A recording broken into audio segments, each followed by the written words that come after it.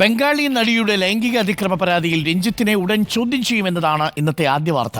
രഞ്ജിത്തിനെതിരെ ജാമ്യമില്ലാ വകുപ്പ് ചുമത്തിയാണ് പോലീസ് കേസെടുത്തിരിക്കുന്നത്. IPC 354 പ്രത്യേക അന്വേഷണ സംഘത്തിന്റെ നിർണായക യോഗം ഇന്ന് ചേരും. വിവരങ്ങളുമായി റോഷിപാൽ നമുക്കൊപ്പം ചേരുന്നുണ്ട്.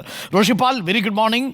അങ്ങനെ രഞ്ജിത്തിനെ ചോദ്യം ചെയ്യാൻ ഒരുങ്ങുകയാണ് അന്വേഷണ സംഘം. ഈ ഹേമ കമ്മിറ്റി റിപ്പോർട്ട് പുറത്തു വന്നതിനു പിന്നാലെ വെളിപ്പെടുത്തപ്പെട്ട കാര്യങ്ങളിലാണ് SIT അന്വേഷണം നടത്തുക.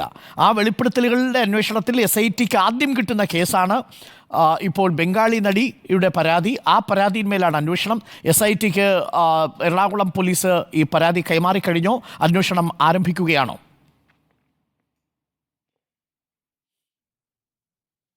അരുൺകുമാർ, ഇന്നലെ എറണാകുളത്ത് രജിസ്റ്റർ ചെയ്ത രഞ്ജിത്തിനെതിരെയുള്ള പരാതി അത് SIT ഏറ്റെടുക്കുകയാണ്. ഇന്ന് രാവിലെ 10-ന് ക്രൈംബ്രാഞ്ച് ആസ്ഥാനത്ത് ചേരുന്ന യോഗത്തിൽ തുടർ നടപടികൾ തീരുമാനിക്കും.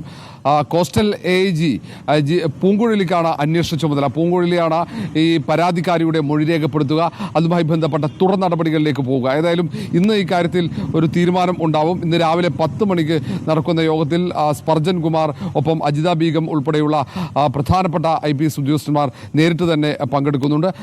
ഏതായാലും വെങ്കിടേഷിന്റെ നേതൃത്വത്തിലാണ് യോഗം. മേൽനോട്ട ചുമതല ക്രൈംബ്രാഞ്ച് മേധാവിയായ വെങ്കിടേഷിനാണ്. വെങ്കിടേഷിന്റെ നേതൃത്വത്തിലാണ് യോഗം ചേരുക. ഇതിൽ മറ്റൊരു പ്രധാനപ്പെട്ട കാര്യം, മറ്റ് IPS ഉദ്യോഗസ്ഥന്മാർ ഓൺലൈനായി യോഗത്തിൽ പങ്കെടുക്കുമെന്നാണ് അറിയാൻ കഴിയുന്നത്. ഏതൊക്കെ രീതിയിലാണ് തുടർ നടപടികൾ വേണ്ടത് എന്നാണ് യോഗത്തിൽ പ്രധാനമായും ചർച്ച ചെയ്യുക. കാരണം നിരവധി പരാതികൾ ഉയർന്നിട്ടുണ്ട്. രഞ്ജിത്തിനെതിരെ മാത്രമാണ് ആദ്യഘട്ടത്തിൽ പരാതി പോലീസിലെത്തിയത്. അതിൽ കേസ് രജിസ്റ്റർ ചെയ്യുകയും ചെയ്തു. മറ്റ് ആരോപണങ്ങൾ ഉയർന്ന വിഷയങ്ങളിൽ അവർ ആരോപണങ്ങളിൽ ഉറച്ചു നിൽക്കുമോ എന്ന പരിശോധന ആദ്യഘട്ടത്തിൽ നടത്തും. ആരോപണം ഉയർത്തിയ വനിതാ സിനിമാ പ്രവർത്തകരുമായി ആശയവിനിമയം നടത്തും ഈ സംഘം. അവർ ആരോപണങ്ങളിൽ ഉറച്ചു നിൽക്കുകയാണെങ്കിൽ മൊഴി രേഖപ്പെടുത്തി കേസ് രജിസ്റ്റർ ചെയ്ത് അന്വേഷണത്തിലേക്ക് കടക്കാൻ തന്നെയാണ് തീരുമാനം. ഒരു വിട്ടുവീഴ്ചയില്ലാത്ത സമീപനം ഉണ്ടാകണമെന്ന നിർദ്ദേശം സർക്കാർ തന്നെ നടത്തിയിട്ടുണ്ട്. കാരണം പൊതുസമൂഹത്തിൽ വലിയ ചർച്ചയായതാണ്. പ്രതിപക്ഷവും ഏതെങ്കിലും തരത്തിൽ വീഴ്ചയുണ്ടായാൽ അത് ആയുധമാക്കുമെന്ന് കൃത്യമായ ബോധ്യം സർക്കാരിനുമുണ്ട്. അതുകൊണ്ട് തന്നെ പഴുതടച്ച ഒരു അന്വേഷണം നടക്കും. രഞ്ജിത്തിനെ ആദ്യഘട്ടത്തിൽ ഈ പരാതിക്കാരിയുടെ മൊഴി രേഖപ്പെടുന്നതിന് തൊട്ടു പിന്നാലെ തന്നെ രഞ്ജിത്തിനെ ചോദ്യം ചെയ്യാൻ വിളിപ്പിക്കും. അത് രഞ്ജിത്ത് ഒരുപക്ഷെ കൊച്ചിയിലേക്കായിരിക്കും ചോദ്യം ചെയ്യാൻ വിളിപ്പിക്കുക. അന്വേഷണ സംഘത്തിൻ്റെ പൂർണ്ണ സംഘം കൊച്ചിയിലേക്ക് എത്തിച്ചേർന്ന് അവിടെ ചോദ്യം ചെയ്യും. ഏതായാലും ഓരോ മേഖലയിൽ ഉള്ള പരാതികൾ ആ മേഖലയിൽ ഒരു വനിതാ ഉദ്യോഗസ്ഥയ്ക്ക് ചുമതല നൽകാനുള്ള ആലോചനയാണ് അന്വേഷണ സംഘം നടത്തുന്നത്. അതിലടക്കം തീരുമാനമുണ്ടാകും. മെറിൻ ജോസഫ് ആയിരിക്കും ഒരുപക്ഷെ തിരുവനന്തപുരം മേഖലയിലുള്ളത് അന്വേഷിക്കുക. അതേപോലെ പൂങ്കുഴലി കൊച്ചി മേഖലയിൽ വരുന്ന പരാതികൾ അന്വേഷിക്കും. അങ്ങനെ ഓരോ മേഖലയിലും അതാത് മേഖലയിൽ ഉള്ള വനിതാ IPS ഉദ്യോഗസ്ഥ, ഇപ്പോൾ അന്വേഷണ സംഘത്തിലുള്ള വനിതാ IPS ഉദ്യോഗസ്ഥക്കായിരിക്കും അന്വേഷണ ചുമതല നൽകുക. ഈ കാര്യത്തിലടക്കം തീരുമാനം ഇന്നുണ്ടാകും. ഏതായാലും ഇന്ന് നടക്കുന്ന യോഗം ഏറ്റവും നിർണായകമാണ്. പ്രത്യേകിച്ച് രഞ്ജിത്തിനെ സംബന്ധിച്ചിടത്തോളം രഞ്ജിത്തിന്റെ അറസ്റ്റിലേക്ക് കാര്യങ്ങൾ നീങ്ങുമോ എന്നുള്ളതാണ്. ഒന്ന് ജാമ്യമില്ലാ കുറ്റമാണ്.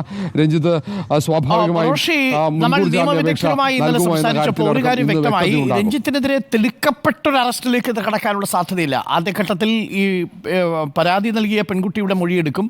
ആ മൊഴിക്കൊപ്പം തന്നെ ആരോപണ വിധേയനായ രഞ്ജിത്തിൻ്റെ മൊഴിയും രേഖപ്പെടുത്തും. സ്റ്റേഷൻ ജാമ്യം നൽകാവുന്ന വകുപ്പാണ്. കാരണം IPC 354 2013 മുൻപ് ഭേദഗതി ചെയ്യുന്നതിന് മുൻപ്, നിർഭയ കേസിന് മുമ്പ് ജാമ്യം നൽകാവുന്ന, സ്റ്റേഷൻ ജാമ്യം നൽകാവുന്ന ഒരു വകുപ്പാണെന്നായിട്ടാണ് ഞാൻ മനസ്സിലാക്കുന്നത്. IPC 354. അപ്പോൾ 354 ചാർജ് ചെയ്തിരിക്കുന്ന 2009 നടന്ന കേസ് ആയതുകൊണ്ട് തന്നെ ആ ഒരു ആനുകൂല്യം രഞ്ജിത്തിന് ലഭിക്കും. പരാതിയിൽ ഈ പെൺകുട്ടി ഉറച്ചു നിൽക്കുമെന്നത് ഉറപ്പാണ്. പക്ഷേ അത് തെളിയിക്കുക എന്നുള്ളതൊക്കെ വളരെ ശ്രമകരമായിരിക്കും. അതുകൊണ്ട് തന്നെ പോലീസ് തെളിക്കപ്പെട്ട അറസ്റ്റിലേക്കോ മറ്റ് നാടകീയമായ രംഗങ്ങളിലേക്കോ കടക്കാനുള്ള സാധ്യതയില്ല. ആദ്യഘട്ടത്തിൽ എനിക്ക് തോന്നുന്നു ഇവരുടെ രണ്ടുപേരുടെയും മൊഴികൾ രേഖപ്പെടുത്തിയായിരിക്കും അന്വേഷണം മുന്നോട്ട് പോവുക. പക്ഷേ സർക്കാരിനെ സംബന്ധിച്ച് കേസെടുക്കാതെ നിവൃത്തിയില്ല. ഇപ്പോൾ SIT ആണ് ഈ കേസ് അന്വേഷിക്കുന്നത്. ഇത് വെളിപ്പെടുത്തലുകളുടെ സീസൺ അല്ലേ റോഷി? ഇനിയും വരുന്ന ദിവസങ്ങളിൽ ഒരുപാട് വെളിപ്പെടുത്തലുകൾ ഉണ്ടാകും എന്ന് സർക്കാർ ഭയക്കുന്നുണ്ടോ?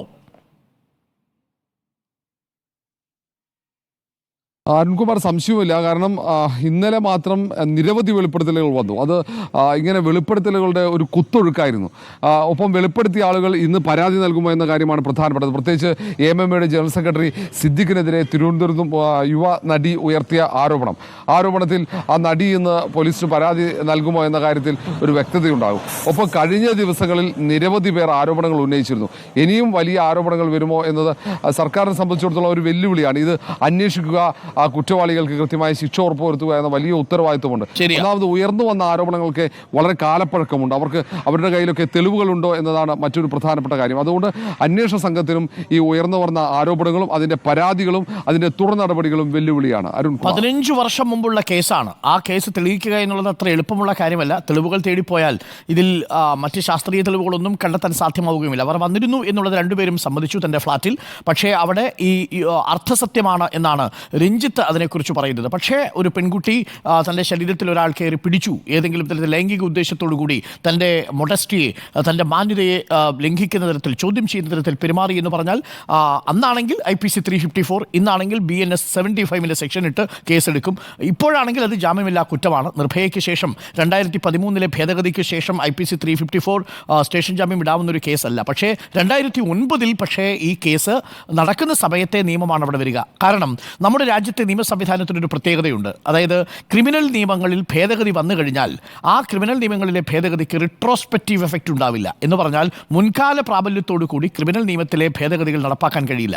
ഇന്നിപ്പോൾ ഞാൻ ഒരു ഉദാഹരണത്തിന് ഞാൻ പറഞ്ഞാൽ, സിഗരറ്റ് സ്മോക്കിംഗ് ഒരു ക്രൈമാണ് എന്ന് കരുതുക, അല്ലെങ്കിൽ ഒരു കുറ്റമാണ് എന്ന് കരുതുക.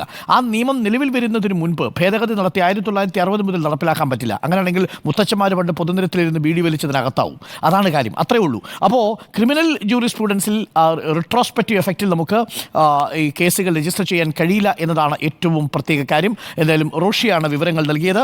അന്വേഷണം ആരംഭിക്കുന്നു. സ്പെഷ്യൽ ഇൻവെസ്റ്റിഗേഷൻ ടീമിന് ഈ ബംഗാളി നടിയുടെ പരാതി കൈമാറുകയാണ്. ഇനി രഞ്ജിത്തിന്റെ മൊഴിയെടുക്കണം, ബംഗാളി നടിയുടെ മൊഴിയെടുക്കണം. അന്വേഷണം തുടരണം.